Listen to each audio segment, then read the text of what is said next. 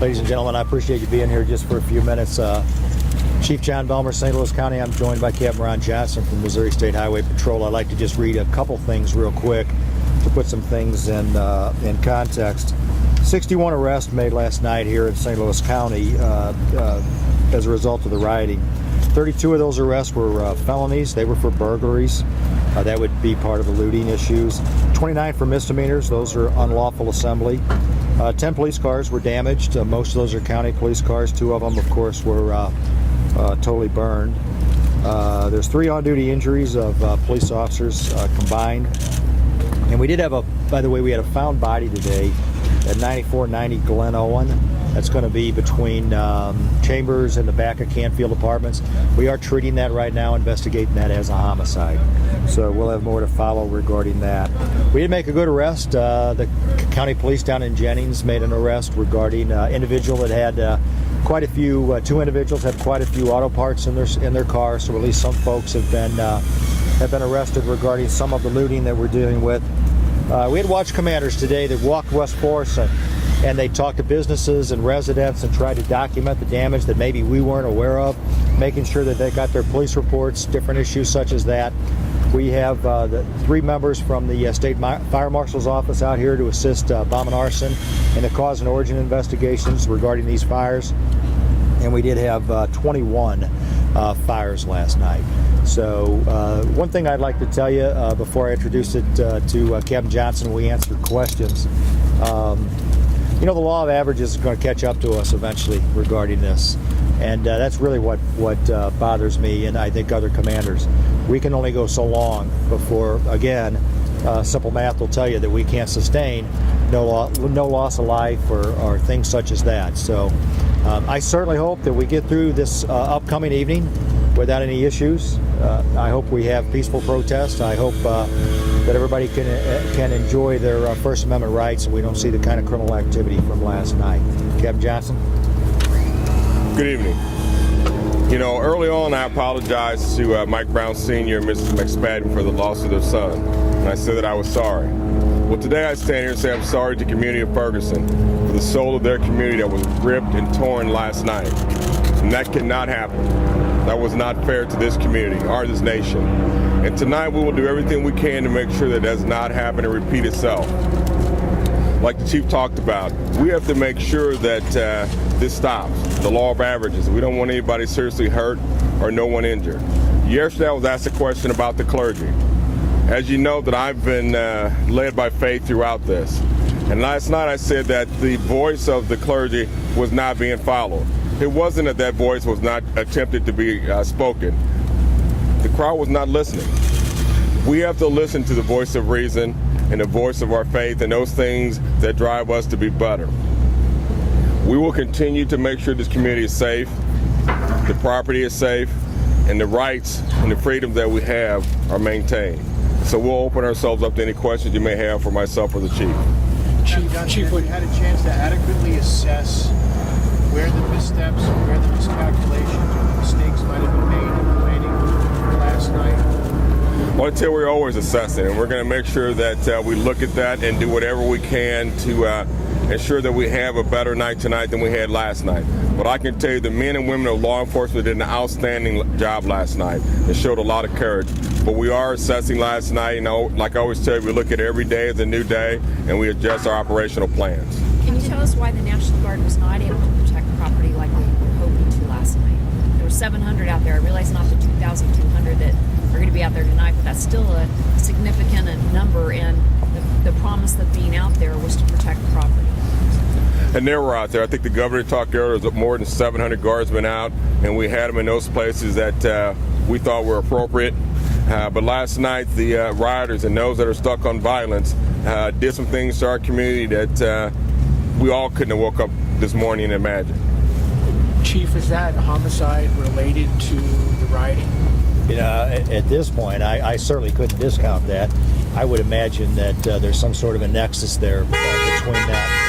I can't comment yet regarding cause of death or manner of death or anything like that. I just don't know those things. And, you know, I think somebody just talked about the word, mistakes from last night.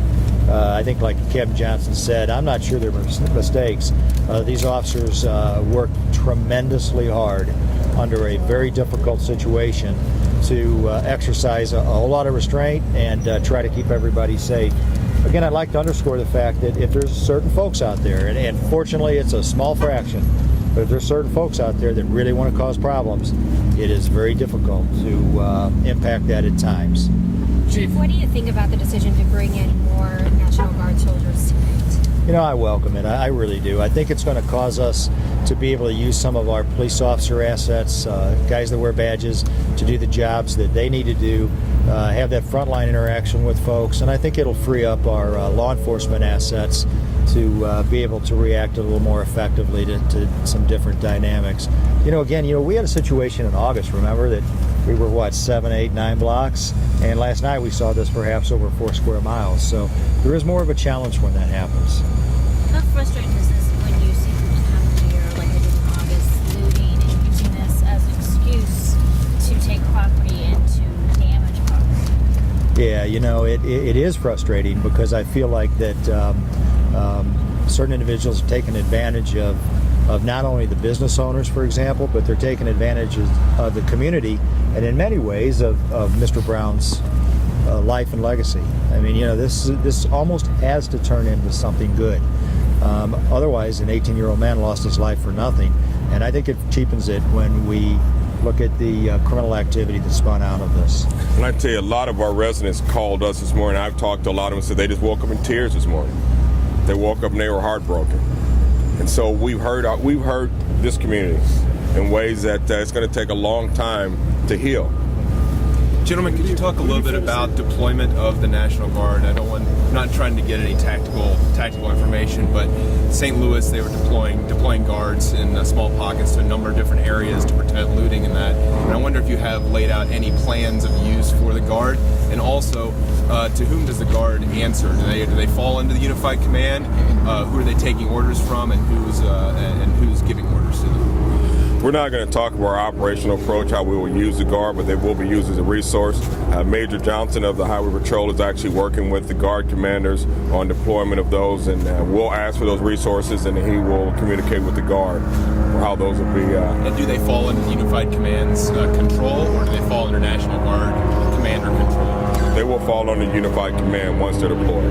Thank you. Hey, Chief Belmar. Residents and business owners were saying it looked like you guys let that happen last night. There were policemen on either end of West Florissant just sitting there. There were a couple cop cars, and for 35 to 40 minutes, the looting was taking place. How do you respond to local residents and business owners who say it looked like you guys just let that happen? Well, I think if you saw both of us here last night, if you did not see the pain in our faces and the pain in our voices, you know that we did not let that happen.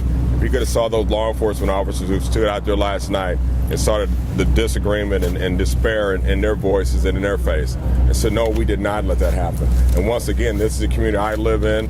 This is the community that the chief grew up in. So, no, we did not let that happen. And we're going to do everything we can tonight to make sure that doesn't continue. Chief, we have 3 more questions. Can you explain why West Florissant Avenue seems to be completely undefended, though, whereas your police station was very well defended? Let me answer that. Yeah, listen, we had information, and we've seen in the past that the Ferguson police station has really been a target. It's kind of been the new ground zero in many ways. So we could anticipate pretty easily that we're going to have some issues there. And I think it's very difficult then to take a guess on where else we might have problems, for example. So I was a little bit surprised with the issues on West Florissant Road. We had a plan for that. But, I think part of what we're talking about here, we talk about, did we let things happen? Certainly not. But please keep in mind that at certain times, there's not a lot we can do about any given thing other than try to maintain. But that's where all the trouble was in August. Could you not have predicted that would be ground zero again? Mm-hmm. Well, we did have problems in August there, and we've had problems since up on Florissant Road. So again, we did predict that. At the same time, it's a lot more difficult to manage here on West Florissant based on kind of the lay of the land. So I appreciate your question. I understand, but I assure you that these guys were doing the very best they possibly could. One more question? Chief, can you again address the fire response? Was there any time or any window during last night when fire trucks were ordered not to go in there because of gunfire? And what was that window? Right. What were they So told? what happened is when they were down at the public storage lot, they were fighting that fire, but then they had to back off because of gunfire at that point. And I would imagine that really wasn't a command necessarily to happen. These things just kind of occur. They pull out. And then after that, the commanders on the ground that were actually here on West Florissant, they realized they couldn't maintain West Florissant for fire service to get in for a period of time.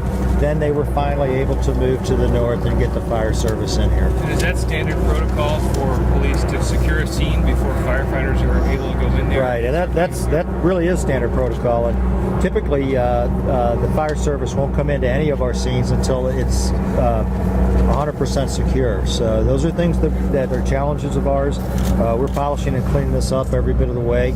But again, we're looking forward to hopefully a peaceful night. Thank you. And I think we all should say that the firemen showed great bravery last night going into those areas where there was gunfire. Thanks.